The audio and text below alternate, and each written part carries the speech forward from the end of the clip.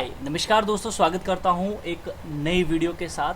चलिए दोबारा से आज बात करते हैं कुछ टॉप गेनर्स निफ्टी के, जैसे कि Hindustan Unilever, IndusInd bank, IDFC bank और आपका साइमंस। इन स्टॉक्स के अंदर काफ़ी अच्छी तेज़ी देखने को मिली। दोस्तों, क्या इस तेज़ी की बदौलत हमें एंट्री लेनी चाहिए या फिर अगर हमारे पास है पोर्टफोलियो में तो हमें एग्जिट कर देना चाहिए? क्या इनका कोई डाउन ट्रेंड तो नहीं चल रहा जिसकी वजह से एक बाउंस देखने को मिला है, थोड़ा सा रिट्रेसमेंट देखने को मिला है और भी या फिर आगे सेलिंग प्रेशर देखने को मिलेगा आफ्टर सम टाइम ये बाउंस देखने के बाद? तो चलिए इस सभी चीज़ों को समझते हैं। सबसे पहले हम देखेंगे हिंदुस्तान यूनिलीवर को और देखते हैं कि इसके अंदर क्या न्यूज़ निकल कर आ रही है और आखिर ये स्टॉक क्यों भागता जा रहा है। हिंदुस्तान यूनिलीवर को जब मैं न्यूज़ देखने की कोशिश कर रहा हूँ तो मुझे कोई भी इसके अंदर न्यूज़ जो है वो नहीं देखने को मिल रही है। ऑलमोस्ट 8 घंटे पहले ये सिर्फ सेंसेक्स को लेके बताया गया था और 4 हफ्ते पहले इसका 2700 का टारगेट जो है वो दिया गया था। तो फिलहाल के लिए न्यूज़ तो कोई भी यहाँ पे निकल के नहीं आ रही है, तो फिर ये स्टॉक क्यों भाग रहा है? चलिए उस चीज़ को समझते हैं। ध्यान रखिए, इसके अंदर एक बहुत अच्छा रेजिस्टेंस जोन था, दैट इज ए 2331 एरिया, जिसको इसने ब्रेक कर दिया है। ध्यान रखिए, मैं आपको फिर से बता रहा हूँ, हिंदुस्तान यूनिलीवर ने अपने रेजिस्टेंट 2371 को क्रॉस कर दिया है, ठीक है। लेकिन क्या हमें बाय करना चाहिए? देखिए, अब अगर ये रीटेस्ट करने के लिए 2371 के करीब कल आता है तो आप वहाँ एक बाइंग अपॉर्चुनिटी देख सकते हो, जिसमें आप 1-2% का रिट्रेसमेंट लेना चाहो तो ले सकते हो। अदरवाइज ध्यान रखिए, 2391 रुपये एक रेजिस्टेंस एरिया है दोबारा से। जब तक हावरली बेसिस पे इसके ऊपर ये अच्छे से सस्टेन नहीं करता, हायर हाई नहीं बनाता है, तब तक इस स्टॉक में बाइंग मत कीजिए। ये स्टॉक आपको दोबारा से ट्रैप कर सकता है। ये देखिए, ध्यान से देखिएगा, पिछले एरिया में आप देखेंगे यहाँ से गिरा हुआ है।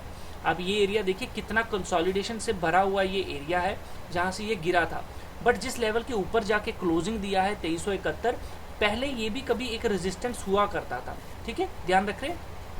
अब ये इसके अंदर आ चुका है, तो अब 2371 नीचे की तरफ एक सपोर्ट का काम करेगा।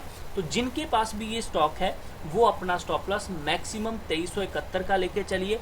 कल के दिन या अगले 2 दिनों में अगर आप खेलना चाहते हैं तो 2331 के पास ये अगर आपको मिलता है, वहाँ आप एक छोटी सी बाइंग कर सकते हैं। मैक्सिमम 10 से 20 रुपये का स्टॉप लॉस आप लेके चल सकते हैं।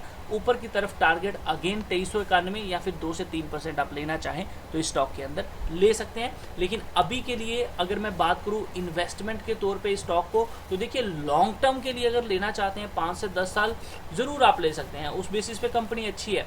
लेकिन अगर आप ये बोलते हैं कि इस कंपनी का ट्रेंड अभी क्या चल रहा है, तो आप इसको ध्यान से देखिए कि ये कहीं ना कहीं एक कंसोलिडेशन फेज के अंदर जो है वो स्टॉक आ चुका है।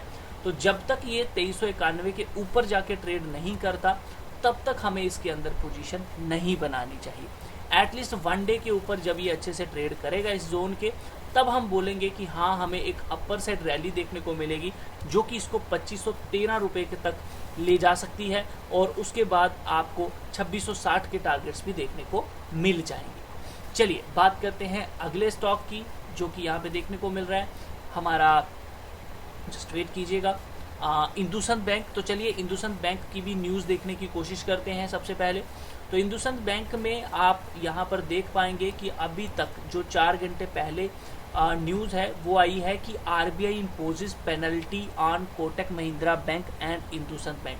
तो इनके ऊपर भैया पेनल्टी जो है 4 घंटे पहले कोई पड़ी है, तो बैड न्यूज़ यहाँ पर इनके अंदर देखने को मिल रही है। तो कल के लिए इस स्टॉक में हो सकता है अब हमें सेलिंग प्रेशर जो है वो देखने को मिल जाए। ये देखिए, slabs penalty on Kotak Mahindra bank and IndusInd bank, तो दोनों में यहाँ पे पेनल्टी हमें देखने को मिल रही है। तो कल के दिन मार्केट में भैया इनके अंदर हमें गिरावट भी देखने को मिल सकती है। तो चलिए, आज तो इसके अंदर तेज़ी हमें देखने को मिली, तो क्या इस तेज़ी की बदौलत हमें इस स्टॉक को खरीदना चाहिए या नहीं खरीदना चाहिए? अब ध्यान रखिए, देखिए अगर ये स्टॉक कल, ध्यान रखिए, 811 के नीचे दोबारा निकला, फिसला, इसके नीचे कुछ देर ट्रेड करना शुरू हो गया, तो आपको सेलिंग प्रेशर देखने को मिल सकता है। उस सेलिंग प्रेशर के दौरान आप अपना नीचे की तरफ टारगेट 783 रुपये का लेके चलिए। अपर साइड जिस लेवल पे ये खड़ा है 832, ये एक रेजिस्टेंस एरिया ही है। जब तक 832 के ऊपर अच्छे से जाके ट्रेड नहीं करता है, तब तक हमें इसके अंदर कोई पोजीशन नहीं लेनी है। 832 के ऊपर वनडे के बेसिस पे हायर हाई बनाएगा, हम तभी ट्रेड करेंगे, या फिर इसके ऊपर अगर ये 2 ग्रीन कैंडल क्लोजिंग देता है, याद रखिए एक कैंडल समझ लीजिए यहाँ बन गई, उसके बाद इसके हाई के ऊपर हमें एक और ग्रीन कैंडल की क्लोजिंग चाहिए, तभी हम मानेंगे कि ये स्टॉक 904 तक जा सकता है। ध्यान रखिए कल के दिन अगर ये स्टॉक में बैड इंपैक्ट नहीं देखने को मिला और ये 832 के ऊपर जाके क्लोजिंग देता है कल, तो आप लोग इसको बाय करके जाइए। स्टॉप लॉस 811 का होना चाहिए, इससे बड़ा नहीं। कल नीचे की साइड 783 के टारगेट्स आपको देखने को मिल सकते हैं, इससे बड़ा मूव नहीं देखने को मिलेगा। लेकिन अगर ये स्टॉक 783 के नीचे लोअर लो बनाना शुरू कर गया कुछ दिनों में, तो ध्यान रखिए 640 तक ये स्टॉक जाता हुआ दिखेगा, जो कि नीचे की तरफ हमें बहुत बड़ा जो है जोन है वो देखने को मिल रहा है। तो थोड़ा सा इसके अंदर सतर्क जो है वो आप लोग रहिएगा। आगे बात कर लेते हैं हम IDFC फर्स्ट बैंक के बारे में। तो IDFC फर्स्ट बैंक आप यहाँ पे देखेंगे कोई भी न्यूज़ फिलहाल के लिए नहीं है। फिलहाल के लिए इन्होंने संजीव वसीम ने इन्होंने चुना है स्टॉक को, तो हो सकता है उसकी बेसिस पे ये स्टॉक चला है।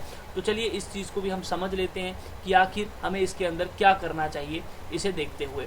तो IDFC फर्स्ट बैंक का चार्ट मैं यहाँ पे लगा लेता हूँ। तो इसको देखते हुए हमें साफ दिख रहा है कि एक स्टॉक ब्रेकआउट देने की कोशिश कर रहा है, लेकिन अपर साइड 3590 पे 35 रुपये 90 पैसे एक रेजिस्टेंस है, 38 रुपये 60 पैसे। अगर आप इसे इन्वेस्टमेंट के तौर पे लेना चाहते हैं तो निचले लेवल पे है, ज़रूर ले सकते हैं।